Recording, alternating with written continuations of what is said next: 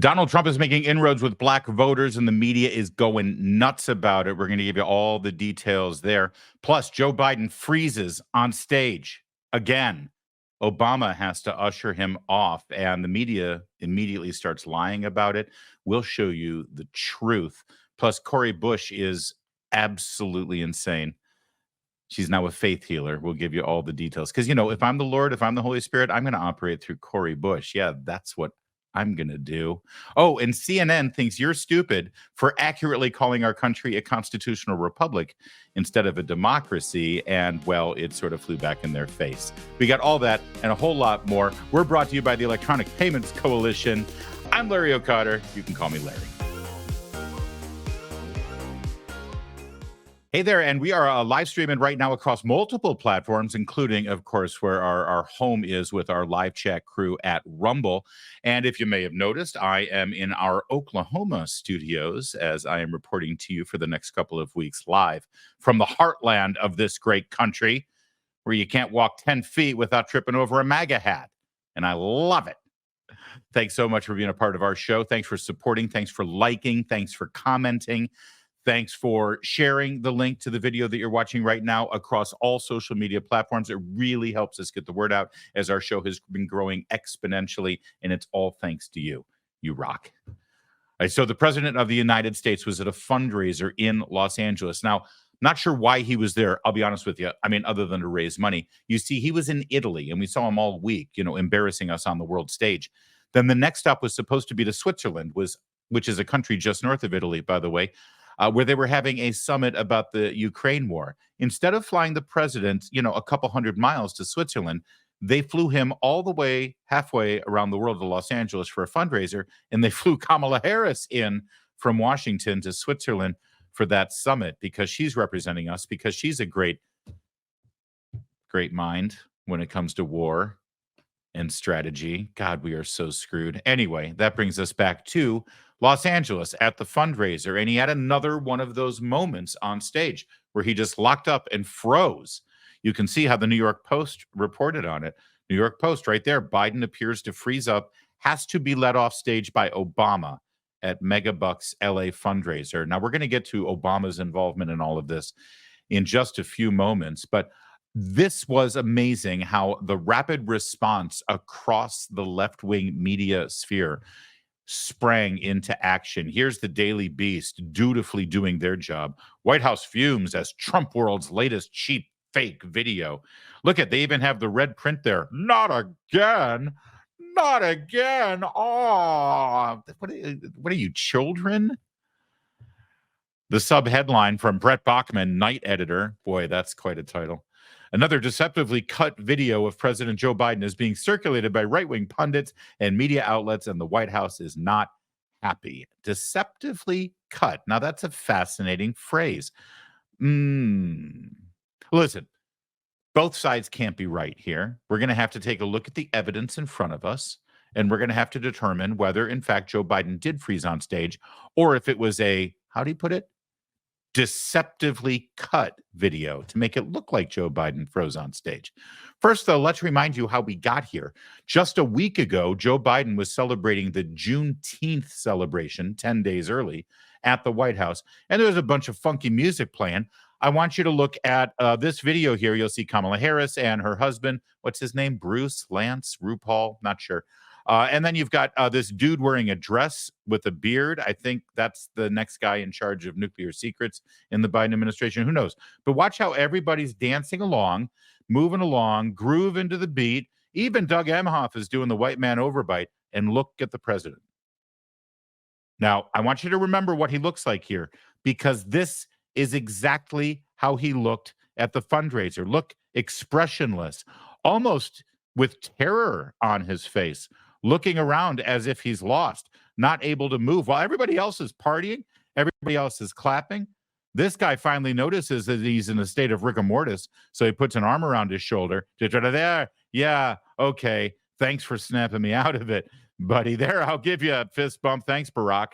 Oh, okay, feeling better. Oh, wait, you're not Barack. Oh, who cares?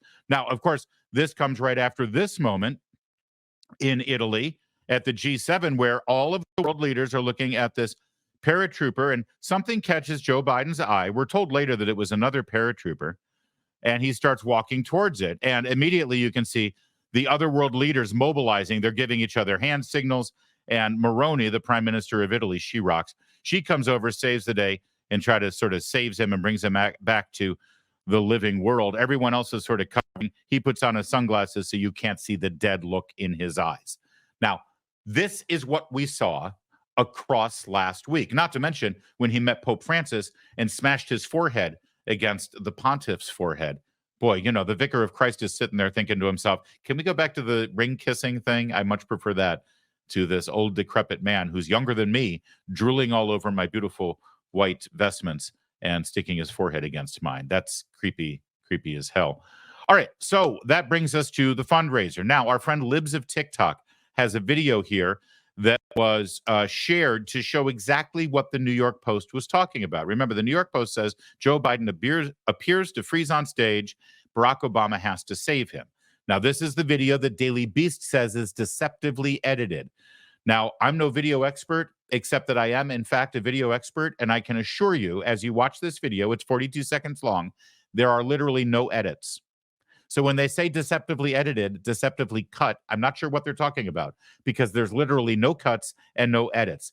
Here's the video taken from the crowd by a member of the audience to show you exactly what happened.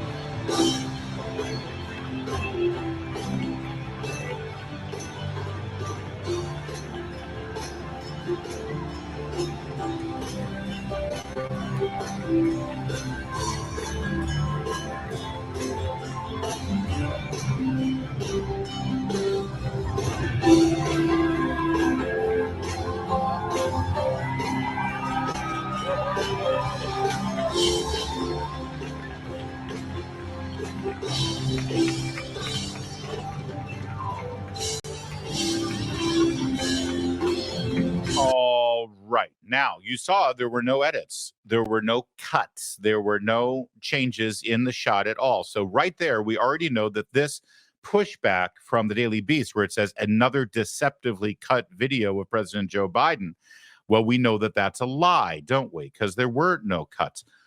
We'll watch it again here. You can see that's Jimmy Kimmel on stage. He just finished interviewing Barack Obama and Joe Biden, and Joe's giving a thumbs up. He's waving. He is applauding. And now, boom, he's stuck.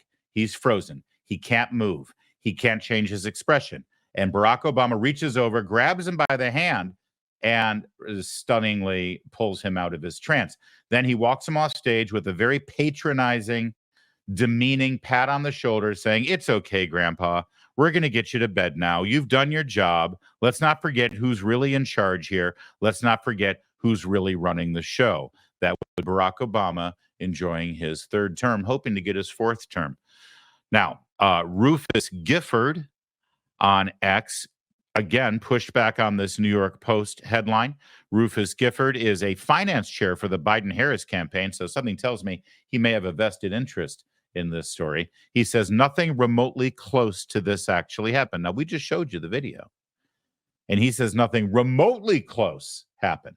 Again, what did the New York Post describe here? Biden appears to freeze up and is led off stage by Obama. Okay. Also, here's a pushback. Alexander Vindman, you remember him.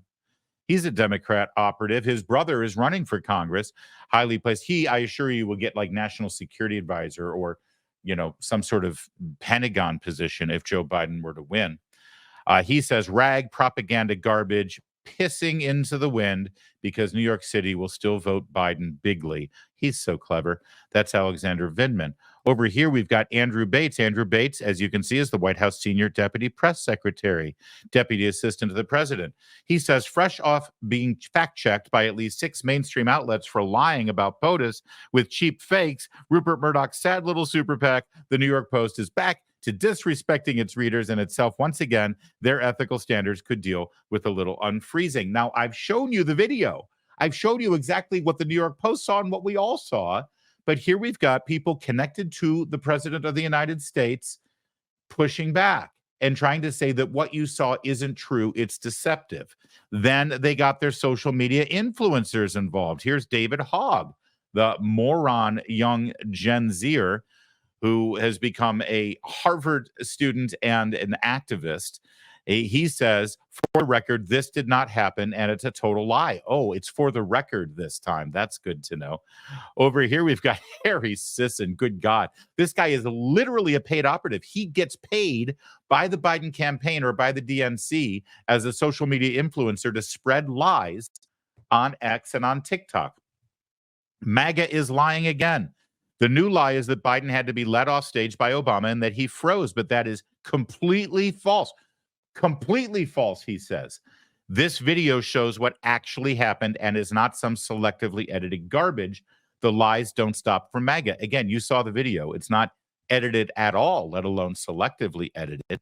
Harry Sisson was joined by this person named Olga Nestrova, which I believe was the name of the girlfriend of the Russian spy in the Bullwinkle cartoons. Anyway, I'm just kidding. That was Natasha. She calls herself a reporter and a journalist and an analyst, and you can tell she's got a Ukrainian flag in there, so she would never lie. She says, here's the ending of the fundraiser, and she links to a video. And by the way, so does this person who has a TV show, or no, a podcast called No Lie with Brian Tyler Cohen. He used to be one of Joe Scarborough's producers over at MSNBC, by the way. And since the name of his podcast is No Lie, we're going to show you what video he and Harry Sisson and Olga Nastrovia and all these other operatives for the Biden campaign are pushing out as the real video.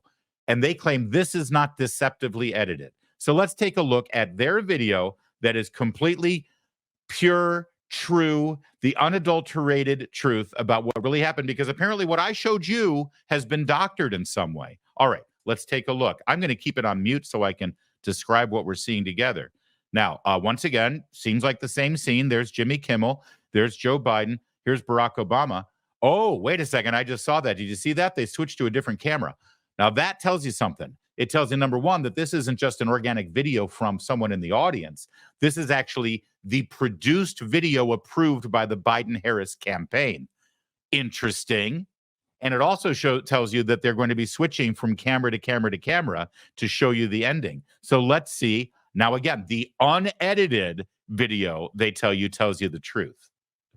There's Biden, and he's so interactive with the audience. He's waving. I remember that. Yep, there's Barack. He's pointing. I remember that too. And then there's a moment I remember he stands and he just can't move. He's frozen. There he is waving. I remember that from the video we looked at together, right? And there's he's clapping and he's engaged and thumbs up. And okay, see how he's sort of frozen there? See, this is that. Oh, wait, no. Zoom back in. Go back to the other camera shot. What are you looking at it from all the way back here for? No.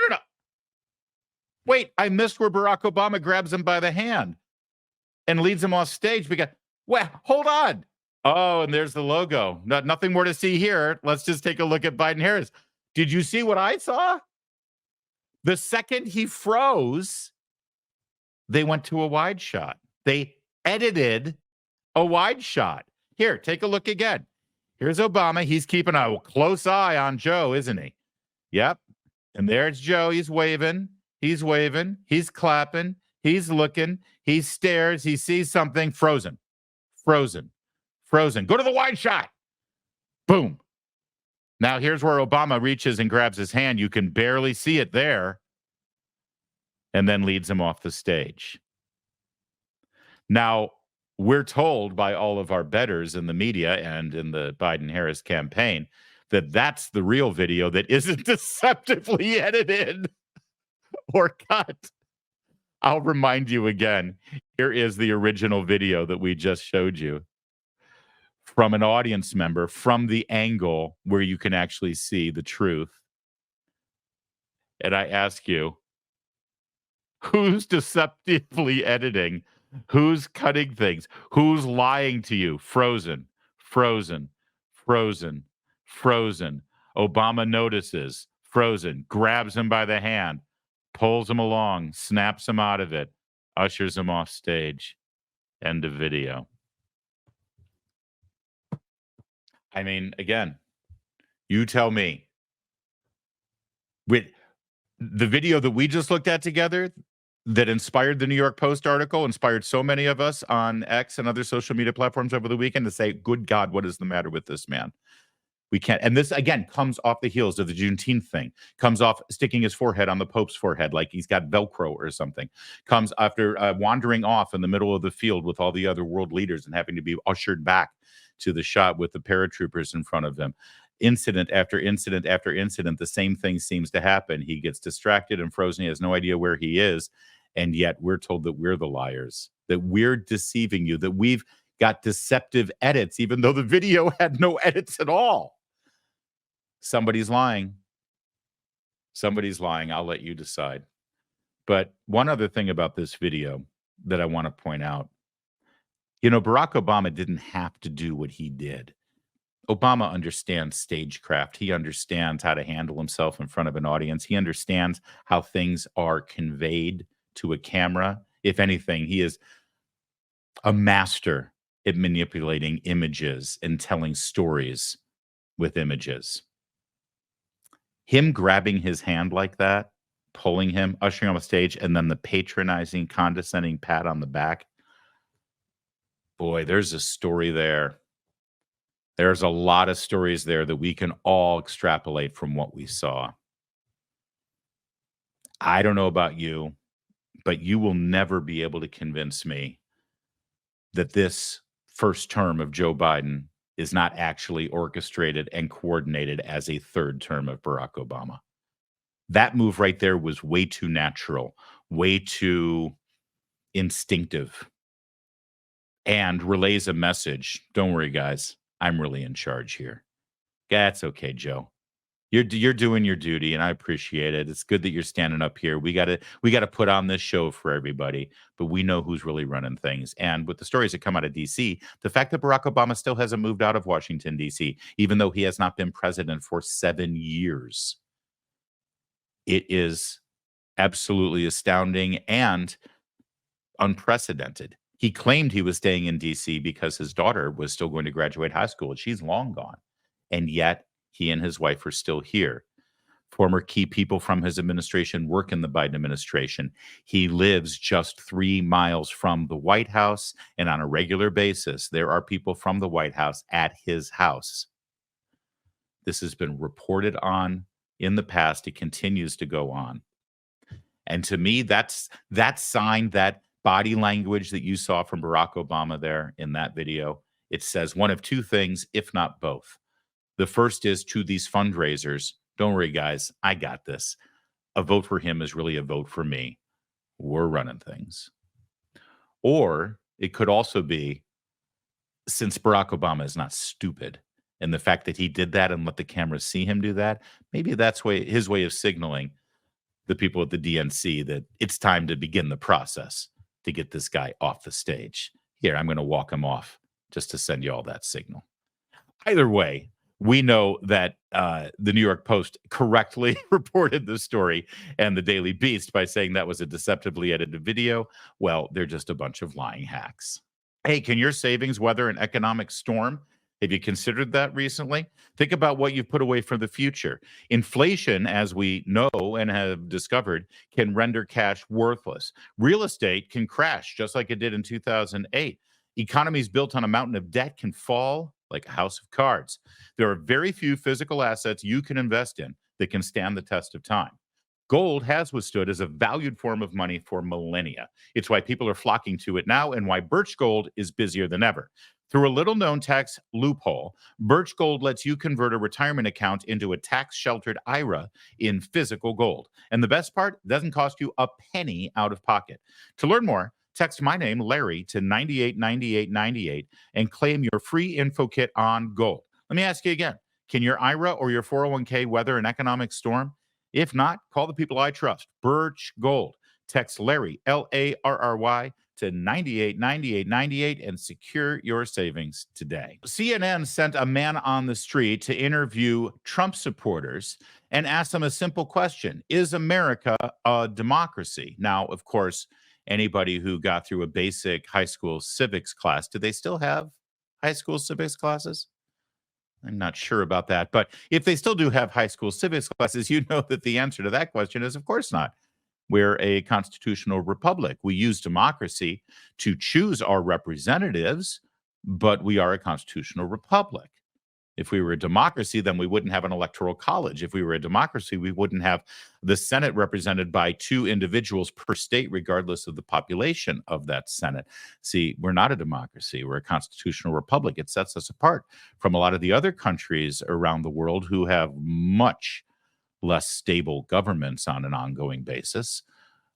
So what's the big controversy here? Oh, well, apparently CNN doesn't know what you and I know. In fact, CNN thinks that we are a democracy, and they used this little segment, this Man on the Street segment, to mock those crazy quasi-fascist Trump supporters. Take a look. President Biden touts his re-election campaign as a fight to preserve democracy. But if you ask some Trump supporters, the former president is not a threat to democracy because the United States is not a democracy. CNN's Donnie O'Sullivan spoke to some of those supporters. What happens if Trump loses? I don't see him losing. I don't think he lost the last election, to be honest. Do you think he's going to win? Yes. Without a doubt. No doubt. What if he doesn't this time? What happens to the country? We're done. We're done. Biden talks about democracy, saving democracy. They're the ones that are killing democracy. Obviously, there's a lot of criticisms of Trump that he is bad for democracy, that he's bad for American democracy. Something? We So are a republic. We're a republic. We are We're not a representative democracy. republic. We're not a democracy. One thing we've been hearing at Trump rallies like this over the past few months is that America isn't really a democracy. America's not a democracy, it's a republic. It's not a democracy. Okay, democracy is actually not as good as you think it is. But for centuries, America has celebrated its democracy. Okay, I'm going to pause here for a minute. We're going to watch the rest of this. There's still a couple of minutes left, but I've noticed something here. This guy who's doing this report on Trump supporters and seemingly criticizing, mocking them, and fear-mongering about them, thinking that we're a republic, not a democracy. Have you noticed that he seems to have, well, I mean, no offense, an accent? It seems like America is not his native-born country. It seems like, I think he's Irish, to tell you the truth. Now, he could be a naturalized American citizen, but is it me, or is there just something extra annoying, if not offensive, to have somebody with a foreign accent, a non-American accent, lecturing us about our country, our origins, our history, and our government? Again, I'm not even quibbling with the facts yet. We will. But who made this choice over at CNN? Hey, those crazy MAGA Trump-loving Republicans, they love fascism so much that they don't think we're a democracy. Hey, send the guy who was born in another country out there to lecture him about it. It's almost like CNN hates you. Almost. Okay, let's get back to our friend here to tell us exactly how stupid you are. Democracy is worth dying for. Democracy remains the definition of political legitimacy. But some Republicans and pro-Trump media are pushing the idea that America is not a democracy. The United States of America is not a democracy. We are a constitutional republic. The United States of America is not a democracy. You don't want to be in a democracy. We are not a democracy. We are a republic. Is America a democracy? America is a democracy. It was founded as a democracy. I've heard a lot of conspiracy theories. I hear a lot of things out on the road. But to hear Americans, people who would describe themselves as patriots, say that America is not a democracy, that stopped me in my tracks. You are hearing people say America is not a democracy because there are people around Trump who want them to be saying that, who've been planting that narrative. Is America a democracy? Yes. No, I don't. I think Well, not we're right a now, republic. but we're a republic. What's the difference? I feel like democracy. Let me think this through. That it's government control. I don't see freedom in democracy. I see freedom in the republic.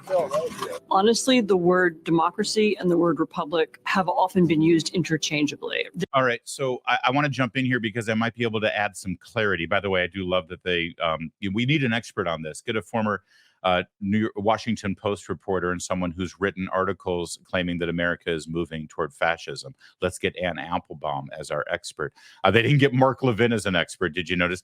They didn't get any constitutional historian who knows our origins. I think that I can help out here, though, because you saw the Ronald Reagan and George W. Bush clips there, and it's like, wait a minute, they used the word democracy too. Democracy is worth fighting for. Democracy is this, democracy is that. You see, democracy is a noun and a verb. You notice that? See, I think democracy is a good thing, but a government as a democracy isn't. Democracy, a noun, is not what we are. Democracy, the verb, is what we use to choose our representatives. Get the difference? And they don't have, I guess, the understandable nuance or, frankly, intelligence to quite get that distinction. Whenever, and when Applebaum says, well, republic and democracy are used interchangeably, well, that's just not true.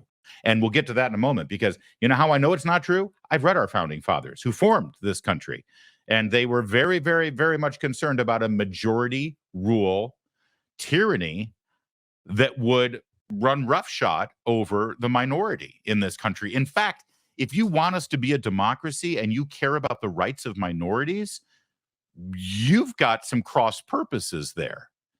A republic protects the rights of those who are outvoted by the majority in a democracy. That's the whole point of a republic. But Democrats have always wanted the tyranny of the majority rules idea. That's the beginning of their existence in this country. But it's not who we are. All right, a little bit more, and then we'll get into the details even further. There isn't a meaningful difference between them. So much of the warnings and criticism about Trump is that he is a threat to democracy, that he is anti-democratic. Absolutely. If they can convince people that we don't have a democracy, then it's okay that Trump is attacking democracy, because it doesn't really matter. So why has democracy become a bad word? Because it's being used in a way to change the flavor of our country, which is a republic. These words were used in different ways in the 18th century, and it's true the founders didn't want direct democracy, by which they meant people gathering on the town square. They wanted representative democracy. But I think the reason why this conversation about language has risen now is because there is a part of the Republican Party that would like to rule as a minority, and they need an excuse for why that's okay. And so they have begun to say, we're not a democracy, we're a republic. That's a big clue as to what they're doing here.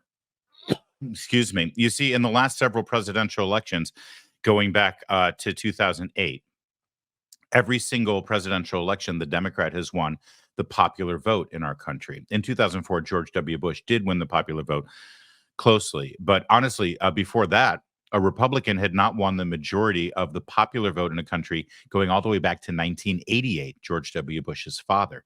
Think about that for a moment. Since 1988, only one Republican has won the popular vote to be president, George W. Bush. The other two terms of a Republican president, George W. Bush in 2000 and Donald Trump in 2016, they did not win the popular vote, but they did win the presidency. How is that possible? Other countries around the world may ask. Well, you're in America and you know the answer. It's because we're not a democracy. We're a republic. And if you want to win the presidency, you have to put together a coalition of states that have a certain type of representation in our federal government that is not ruled solely by majority rules. That way you can't run up the popular vote in states like California and New York and assume that, hey, I got the majority of the vote. That means I'm president now. No, that's not how we're set up. And that's why Ann Applebaum, by saying, well, there's no real difference between saying you're a republic or a democracy, she's lying or she's ignorant. There's a huge difference. So the question is not, why are Republicans trying to undermine the idea that we're a democracy and say that we're a republic? No. The question is, why are Democrats and liberals trying to undermine the reality of us being a republic and promoting this falsehood that we are a democracy? And the answer is because they want to undermine our government and the way we choose a president. They want to undermine the very existence of the Electoral College and, for that matter, the representation of 2 senators per state, regardless of population of that state. They've been trying to undo it for years. And by laying out this idea and planting it in sadly uneducated Americans' minds that we are a democracy, it suggests that the majority should rule, that the majority of those who in the popular vote who choose their president should have their way. And it undermines a president who would win the presidency without getting the majority of the popular vote. That's what you're seeing play out here. And that's why we're here to push back. And it's not 100% clear what that means, but I think they mean we want Donald Trump to be able to do whatever he wants. Wow. Some people I've been speaking to at Trump events recently have been saying America is not a democracy, it's a republic. We've always been in a democracy. First of all, I mean, we used to have freedom of speech and freedom of religion. We used to have that too. Now they're picking on the Christians and the Jewish people. I mean, how much more can we take? Are you concerned if Trump loses? Yeah. That there will be another January 6th? No, I think there will be a civil war. That's what I think will happen. And Omar, look, there is, of course, a legitimate debate, discussion to be had on what form of democracy we have here in the United States. Direct democracy, representative democracy, in fact, constitutional republic, which you heard people mention in that piece, that is a form of democracy. But look, this is not actually a debate about government, about democracy. It's an attack on democracy. People have heard the warnings that Trump is a danger to democracy. And therefore, you have people trying to convince others that, well, the United States isn't a democracy in the first place, and therefore Trump can't be a threat. All right. Thanks, dude. Hey, go back and enjoy your Lucky Charms while the grown-ups talk now, okay? By the way, I misspoke. When I said democracy as a verb, I didn't mean it that way. I meant democracy as the descriptor of how we choose our elected representatives. Think about this for a minute. Back when our Constitution was first formed, when we sent people to the United States Senate, 2 of them per state, the people of that state did not vote for them at all. It was removed. It was twice removed, actually. They would vote for their state legislatures. And by the way, each state can decide if they want to. You know, we're going to decide who goes into the state legislature by having each county come up. The county representatives could come up with it, or district, or whatever. But they would vote for their state legislators, and then the state legislature would then vote on who the senators would be. So the people in those states never actually voted for their senators in the United States Senate. Now, that was changed eventually with the constitutional amendment, some say for the worse. But again, this is another example of pure democracy not actually being the government that we had envisioned. Let's go to Tom Elliott, who runs Grabian, and he's great on the X social media platform. He found this cut for us, by the way, that we just played for you. And he does a great breakdown here of the founders and why there's a very real reason why we are not a democracy. Founders were products of the Enlightenment, read natural liberty writers like John Locke, and understood the role of government is to protect the liberty of the individual. President Washington, for example, knew charismatic men could seduce men into giving up their liberty. Quoting Washington, "It's one of the evils of democratical governments that the people, not always seeing and frequently misled, must often feel before they can act right. But then evil of this nature seldom fail to work their own cure," unquote. The founders frequently wrote about, quote, the tyranny of the majority, unquote. That's true. You look in the Federalist Papers, you look in their personal notes, it's all over the place. They were worried about the tyranny of the majority. They wanted buffers and protections there. Understanding that in a pure democracy, it's very easy for a majority of voters to assign themselves the property wealth of a minority. The father of the Constitution, James Madison, wrote, quoting now, "Where a majority are united by a common sentiment and have an opportunity, the rights of the minor party become insecure."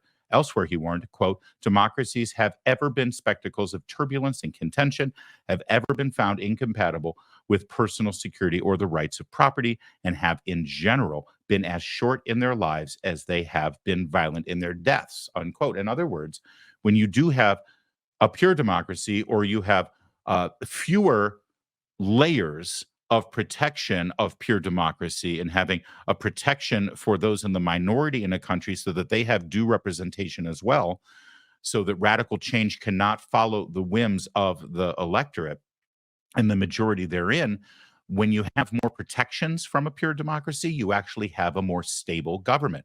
You wonder why we've had basically for 240, almost 250 years now, a stable government since the administration of our Constitution. That's why it's very hard to go through radical change in this country if you've got these buffers laid out. That's why it's important to know that we are not a democracy. John Adams, back to Tom Elliott here, a Federalist, likewise understood the lessons from previous experiments with democracy. Quoting John Adams now, democracy will soon degenerate into an anarchy, such an anarchy that every man will do what is right in his own eyes. That's a quote from the Bible, by the way.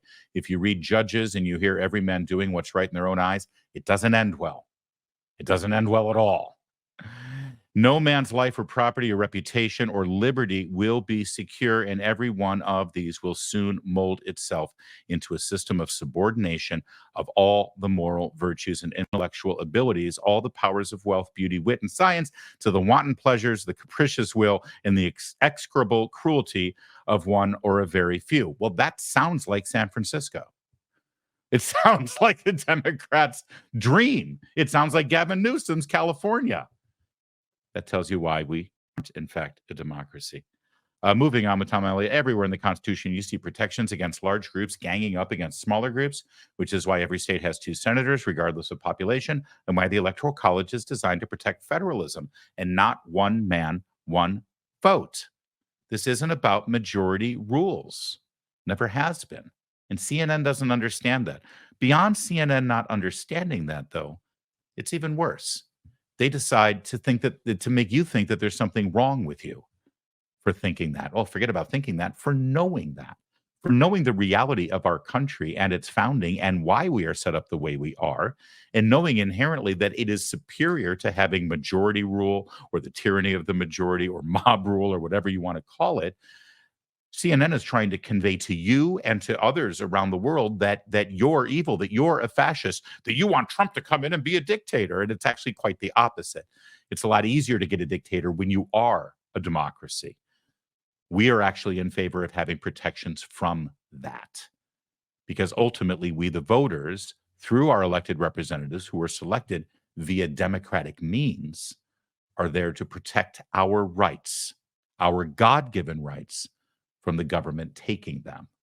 And CNN, they think that's outrageous. They think that's racist. They think that's fascist.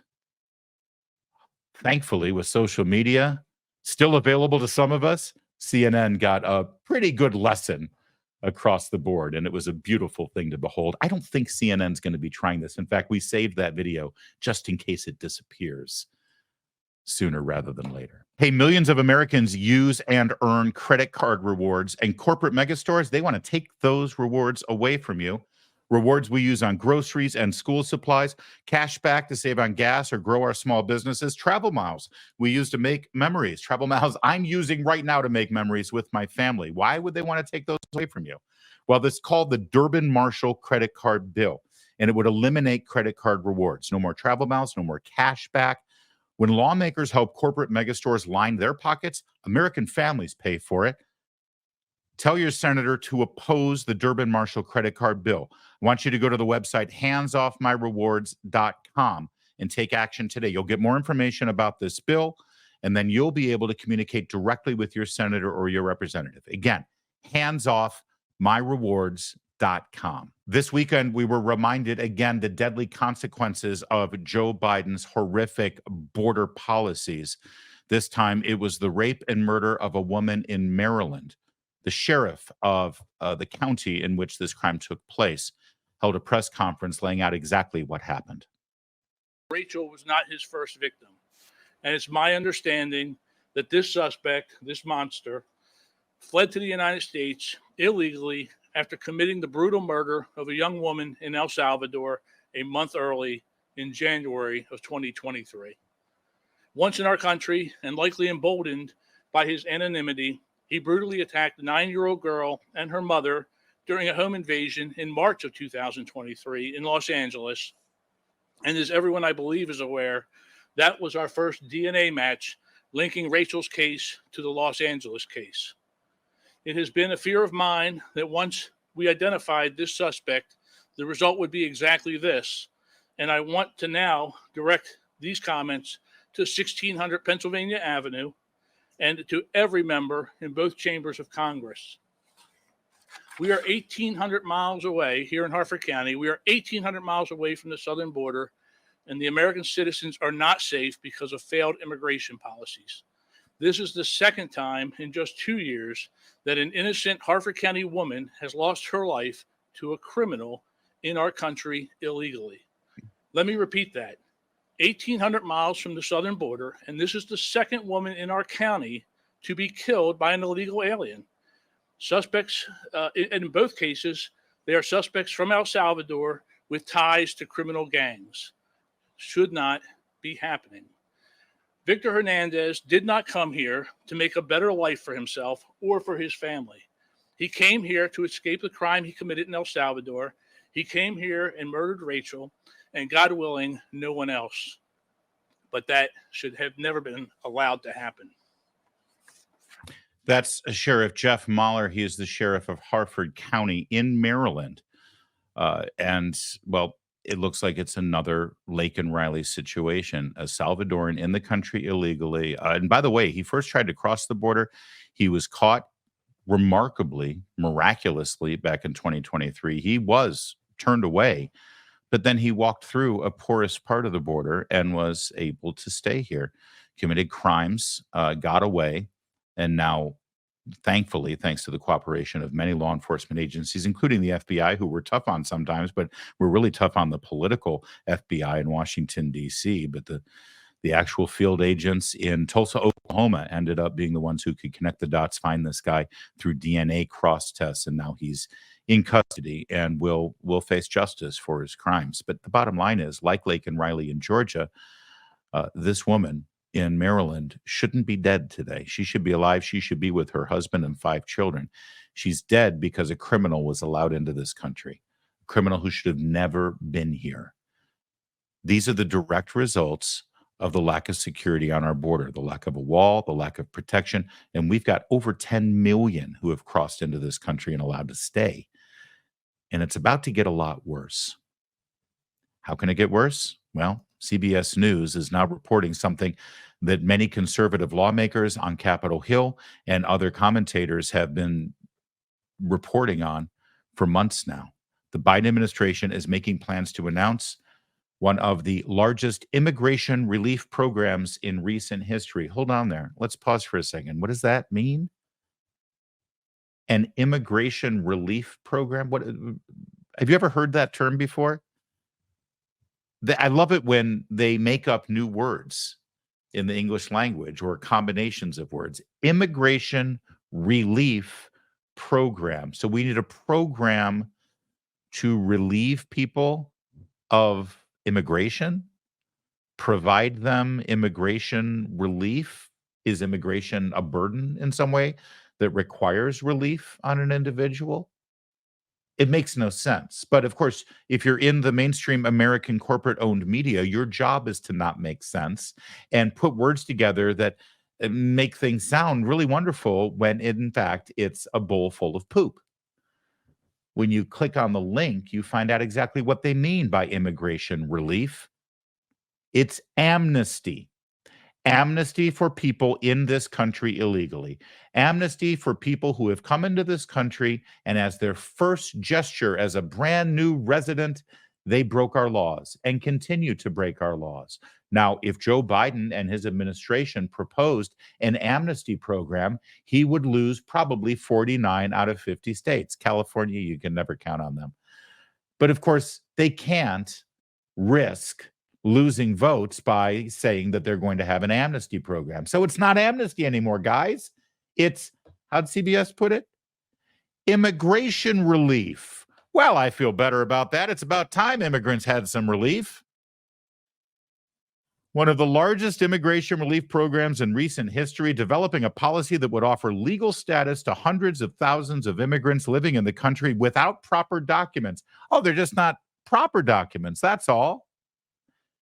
This is according to 4 people familiar with the plans talking to CBS News. So this guy who raped and murdered this woman in Maryland, and has been living in the country, breaking the law for the last year without being apprehended? Theoretically, this guy could get some immigration relief from Joe Biden. Over at NBC News, they delivered the news slightly differently. And new this morning, multiple sources familiar with the White House's plans tell NBC News that President Biden is set to take executive action as early as Tuesday to protect hundreds of thousands of undocumented spouses of U.S. citizens from deportation. Oh, it's just spouses, guys. Well, that's totally different. But is it? Again, they're trying to spin this, and I'll use the phrase again, polish the turd, so that somehow you'll be able to choke it down and enjoy it and ask for seconds. The Biden administration wants to give amnesty. Now, why? Why now? Well, there could be two reasons. The first is this is one step closer to being able to vote. And I have no doubt that there are people in this country illegally who, if they're given amnesty by the Biden administration, they'll be given some card of some sort that will make them think, oh, I guess this means I can vote now because I'm not here illegally. And I know it's a conspiracy theory that people vote illegally in this country. But if that happened, this would be a really great opportunity for hundreds of thousands of them to get the vote. Now, I'd love to let you know what leadership in the Democratic Party in the House of Representatives thinks about this, but they don't like talking about it right now. But we do have Nancy Pelosi on the record just 20 years ago about this very issue, when there was a Republican president named George Bush. Here's Nancy Pelosi, almost 20 years ago, talking about border security and illegal immigration. Broken borders. That's an oxymoron, something we can't tolerate. Borders, by their nature, our definition as a nation and our protection as a country. Broken borders, they don't exist. We can't tolerate them. So let's say from the start that we all in this body, and I know I can speak very firmly for the Democrats, support strong border control. And all right, well, we're going to let Nancy Pelosi from 19 years ago finish this statement, but you just heard what she said. She can speak for all the Democrats. She literally can. She, at the time, was the majority leader. She was about to be speaker. Another year later, she would be speaker. She was minority leader at this time. She just said that everybody in that chamber supports strong border security. Do you think Nancy Pelosi could deliver these words today, speaking on behalf of every Democrat in that chamber? Do you think she could say it speaking for every Democrat in charge of the White House? Do you think she could say this speaking on her own behalf? My, how things have changed. Listen to the rest of this speech that she gave. There's another minute and a half. And ask yourself that question. Could she or any other Democrat in any other leadership position in Washington, D.C., or anywhere around the country say exactly what she's saying right here? And it must be part, and the first part, of any comprehensive immigration reform. It is our obligation as elected officials to keep the American people safe, and our borders are our first line of defense, one of our early lines of defense to do that. Democrats support also enforcing laws, current laws, against those who came here illegally and those who hire illegal immigrants. Yet the Bush administration has refused to do just this. Imagine that for all of this talk about illegal immigration to the United States and going after those workers who are working here illegally, and we should, but we also must have employer sanctions. Where are these people working? Why are we not enforcing the law against employers who... By the way, I want to jump in here real fast. She's 100% right about that too. And this is where the Republicans in the House have gone astray. They should be championing sanctions against employers who are exploiting cheap labor, who's here illegally in this country. It undermines our economy and it undermines American workers. And Republicans, last time this was up for a vote, they actually stood in the way of E-Verify. So an employer could actually go to a database and check to see if a person's documents were valid and the person was in the country legally. States allow you to do it right now on a state-by-state basis, but not federally. This is a Republican problem too. But we'll go back to Nancy 20 years ago and a few procedures ago as well. Who hire illegal, undocumented people here. The Bush administration has prosecuted only 3 employer-sanctioned cases in the last fiscal year. Only 3 cases. When are we going to take this issue seriously? Mr. Speaker, we all know what we must do. Democrats have long called for strong border security, effective law enforcement, and for comprehensive immigration reform. In all that we must do as elected officials, we have the responsibility to make the American people safer and to make America stronger. We can make America stronger not only at our borders, but in upholding our values and our principles. You can not only make America stronger by doing that, but you can also make America great again, Nancy. Our thanks to Maze on the X social media platform who found that video. Maze finds incredible videos in the archive there and put together that montage.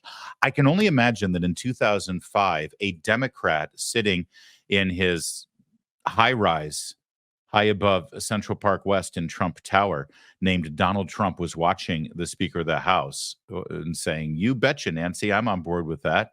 We should secure the border. Someday I'm going to be in a place to be able to do that." It was only 11 years later, actually. But by that time, Nancy Pelosi, because Donald Trump wanted a secure border, had to be against it. That was a time when Democrats claimed that they wanted border security. They were also pushing for amnesty, which, of course, now Biden is going to push through via executive order. It won't be able to go through. It'll be blocked. It'll go to the courts. Eventually, the courts will show that Biden couldn't do that unilaterally. And, of course, Democrats will use it as some sort of weapon to say that you conservatives, you Republicans, and the Supreme Court is full of a bunch of xenophobic racists. And in the meantime, they will continue to try to push their plan to keep the border completely open so that another rapist murderer from El Salvador or any other country on the planet can illegally enter this country and rape and murder your mother or your wife or your daughter or your neighbor or, well, who cares? That's just a statistic after all.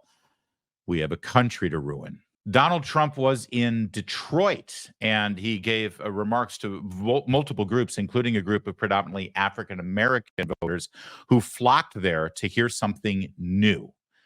And Trump's inroads with the black voters in America is causing a panic right now in the media and with Democrats. But I repeat myself, take a look at how CNN is taking the news. Well, first of all, it's going to be a very close election. Every one of them is. Secondly, there's no universe in which Donald Trump is going to get 21% of the black vote. That's never going to happen. Wow. You know, and maybe it's me, but when the chair of the Biden campaign makes a guarantee like that it's never going to happen, that those kind of votes are going to come in, it almost makes me feel like they know that the fix is in. There's no way he's going to get that many black votes. We've got way too many plans in place where they count the ballots in Philadelphia and Detroit. Oh, wait, I've said too much. Yeah, well, they took to the there's one more CNN clip here to talk a little bit what polls are showing right now about the black vote. Let's take a look at that one. CNN senior data reporter Harry Enton is with us. So where does the race stand among African-American voters right now? Yeah, I keep looking for this to change, to go back to a historical norm. And it simply put has not yet. So this is the margin, or Biden and Trump among black voters, compare where we were at this point in 2020, compare where we are now. You know, at this point, look at this. In 2020, Joe Biden was getting 86% of the African-American vote. Look at where it is now. It's 70%. That's a 16-point drop, John. And more than that, it's not just that Joe Biden is losing ground. It's that Donald Trump is gaining ground. You go from 7%, single digits at this point in 2020, to now 21%. And again, John, I keep looking for signs that this is going to go back to normal, and I don't see it yet in the polling. If anything, right now, we're careening towards a historic performance for a Republican presidential candidate, the likes of which we have not seen in 6 decades. And when you dig into this number here, what is the makeup of that number? This is where we get very interesting. So I decided to dive deeper into the crosstabs, figure out where is it that Joe Biden is truly struggling among black voters. All right. So this is black voters, Biden versus Trump margin. Look at black voters age 50 and older, and you'll see, look, Joe Biden was leading amongst this group at this point by 83 points back in 2020. Now it's 74 points. So yeah, a slight decline in that margin, but nothing out of this world. Look at black voters under the age of 50. Holy cow, folks. Holy cow. Look at this. Joe Biden was up by 80 points among this group back at this point in 2020. Look at where that margin has careened down towards. It's now just, get this, 37 points. That lead has dropped by more than half, Mr. Berman. I just never seen anything like this. I'm like speechless, because you always look at history and you go, okay, this is a historic moment.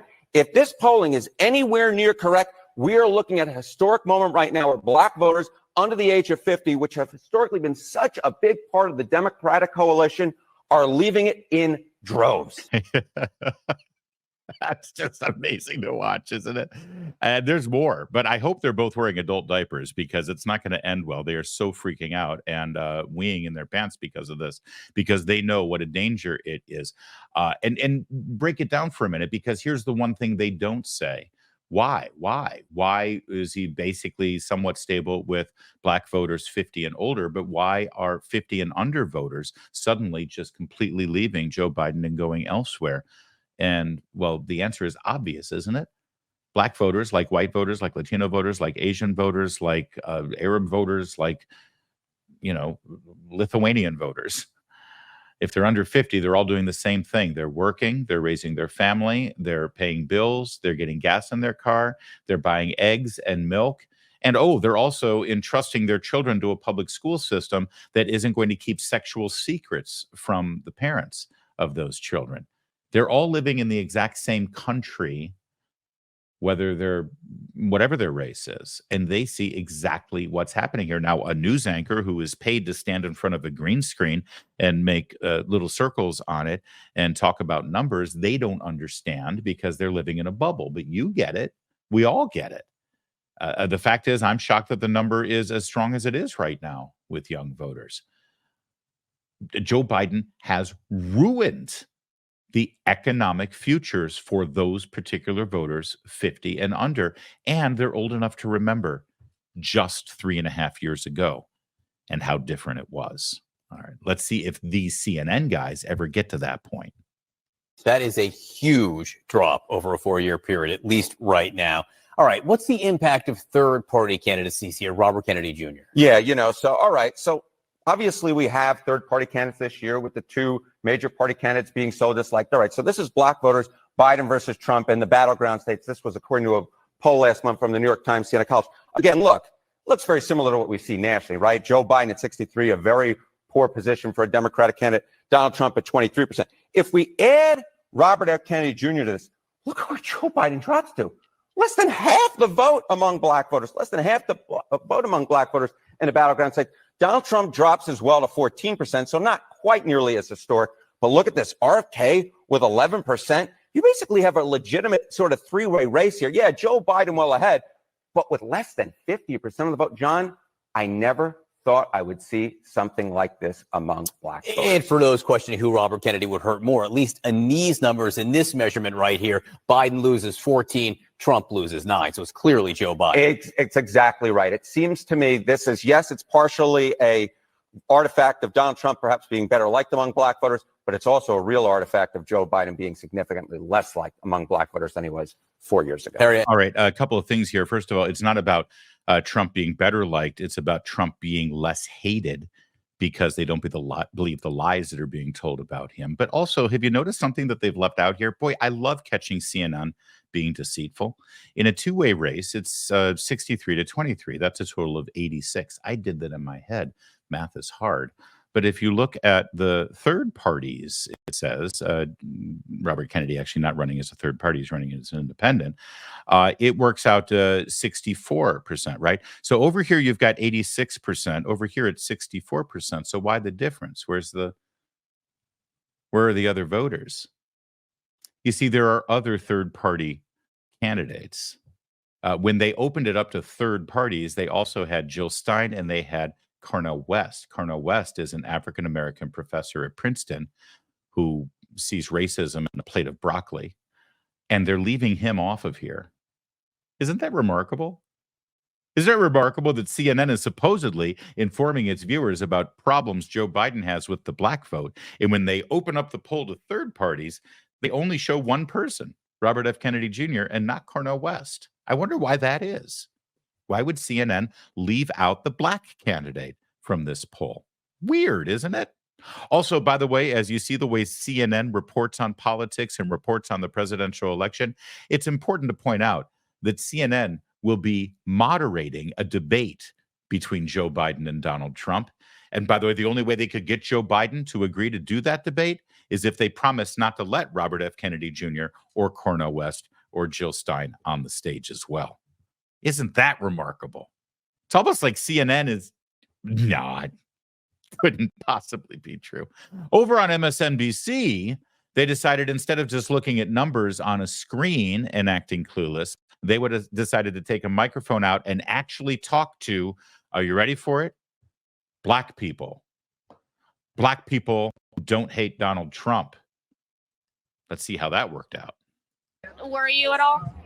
No, at all. I think he's going to be elected the president because everyone still wants him as the president. So to me, it doesn't matter. Biden, they have disrespected the people of the city of New York.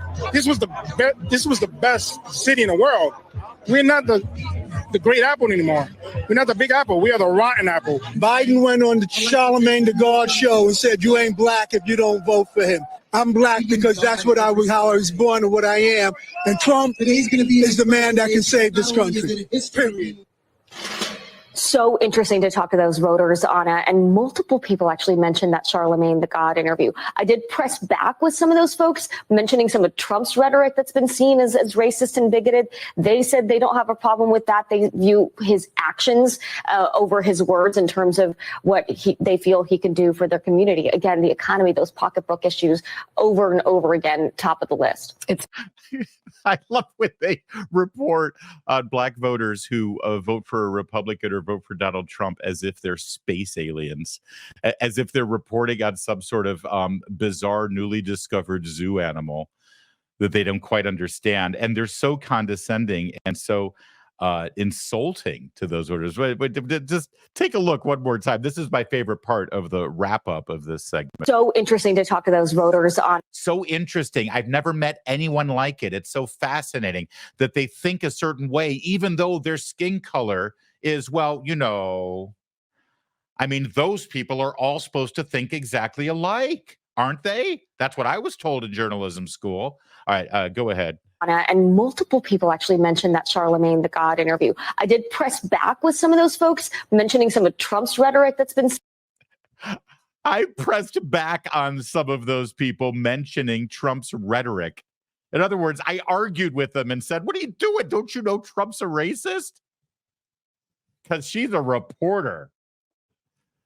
Listen, guys, the bottom line here is the black vote is leaving Joe Biden in droves. And yeah, a lot of them are going to Donald Trump. But can I just give you a little advice here as you're looking at all of these polls? And we're going to look at them too as well. First of all, the most important polls are the ones that show you state by state polls, because that's how we elect presidents in this country, not national polls. And secondly, all of them that show the head to head and then the opening it up to the third parties, it's nonsensical to look at any poll right now that is head to head, because it's not going to be head to head. As of now, if everything stays the same, and that's the whole point of doing a poll right now, you're asking people if the election were held today. Well, if the election were held today, this would not be a head to head race. So stop showing us the head to head race. The only polls that matter right now are state polls that show all the candidates. Yes, that includes Robert Kennedy Jr. It also includes Cornel West. It also includes Jill Stein. You see, that's critically important because, yes, a big number of RFK Jr. voters come from Joe Biden's column. Some of them come from Donald Trump, but most of them come from Joe Biden's column. But Cornel West and Jill Stein, all those voters are coming from Biden. There is not one voter out there who is saying, I don't know, should I vote for Donald Trump? Or should I vote for the Green Party communist, Jill Stein? gee, I'm just torn. I can't figure it out. Should I vote for Donald Trump or should I vote for the African nationalist? I see racism in a plate of broccoli Cornel West. I don't know. It's a coin flip. That person doesn't exist. So understand when they keep showing you the head to head, it's to make Joe Biden look better. They're running interference for him.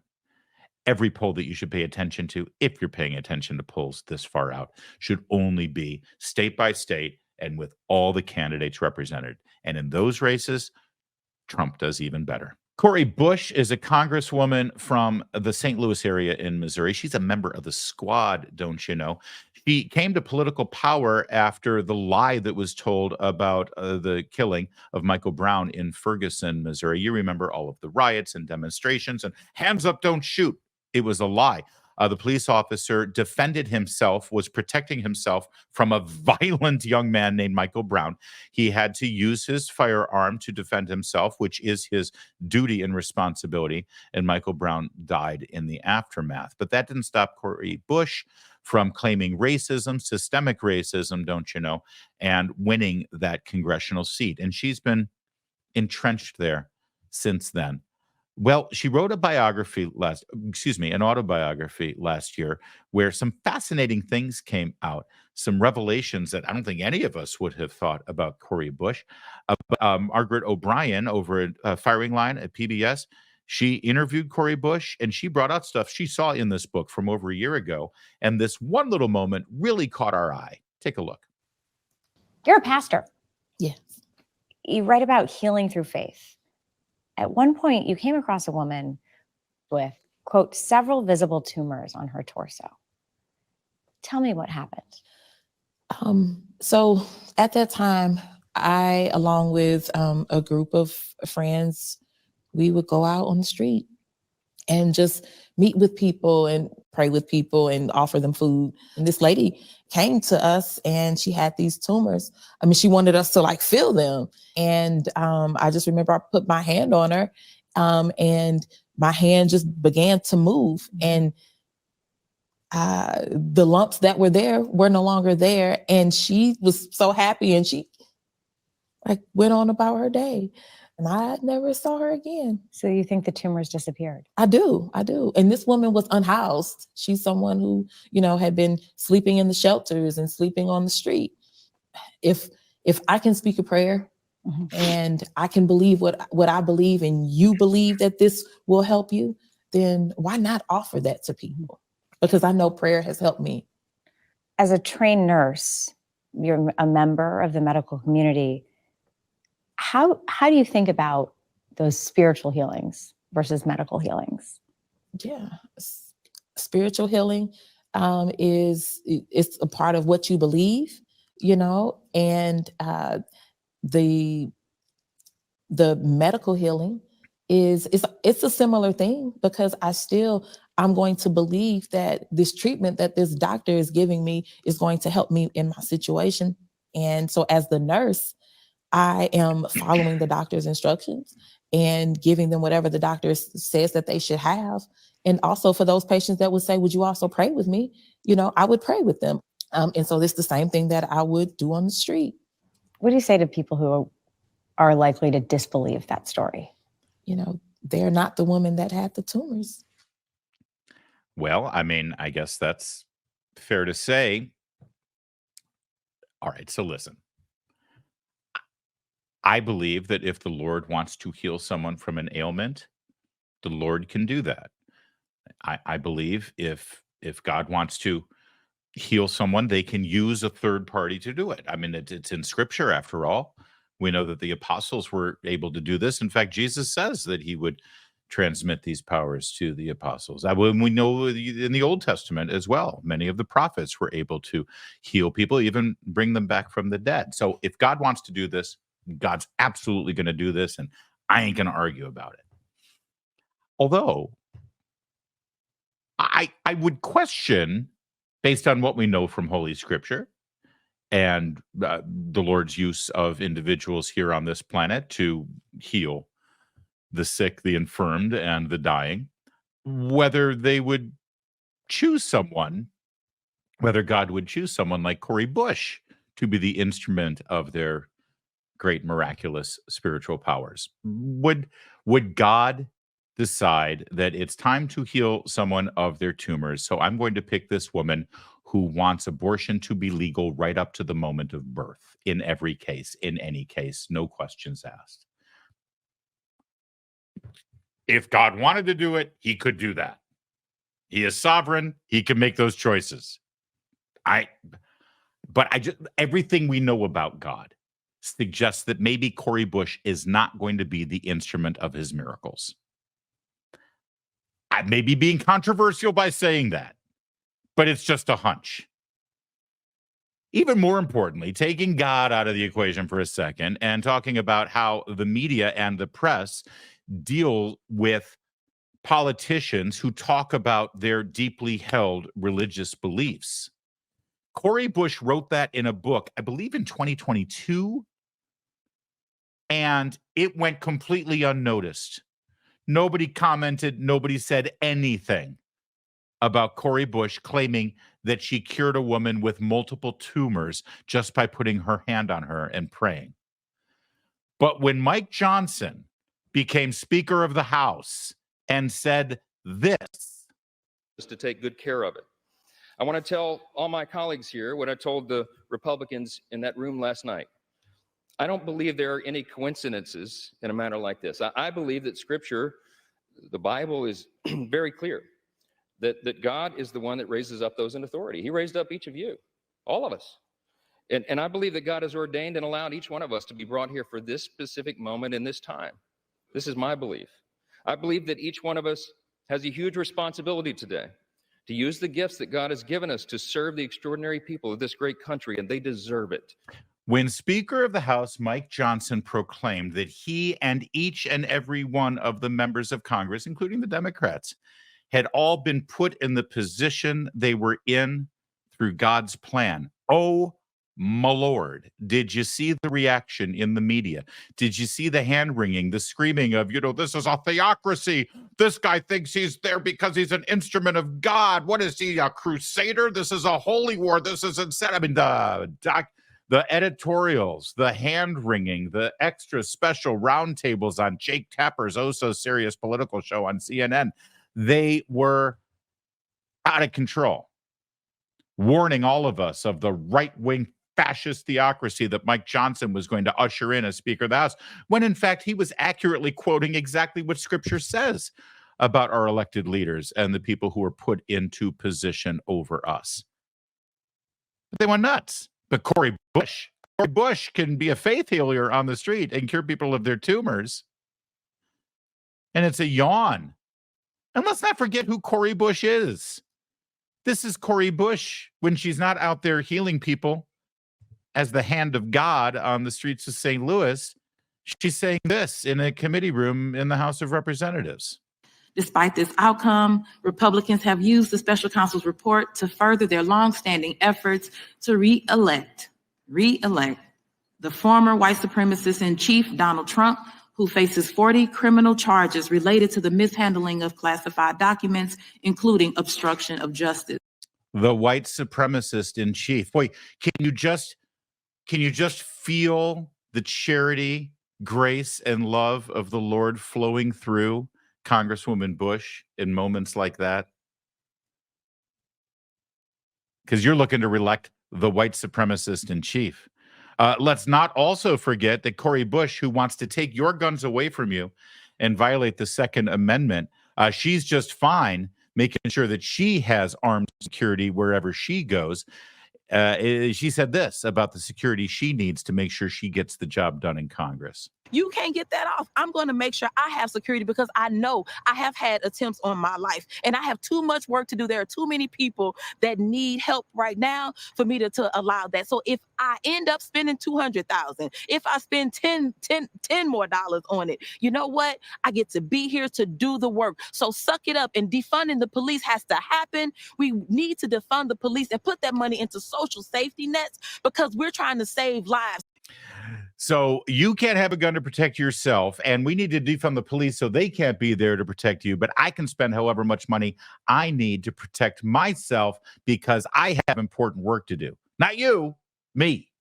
Oh, by the way, that money she used to protect herself, it is now under scrutiny from the Justice Department. In fact, they laid out the kind of money that she spent. This was campaign money that she used.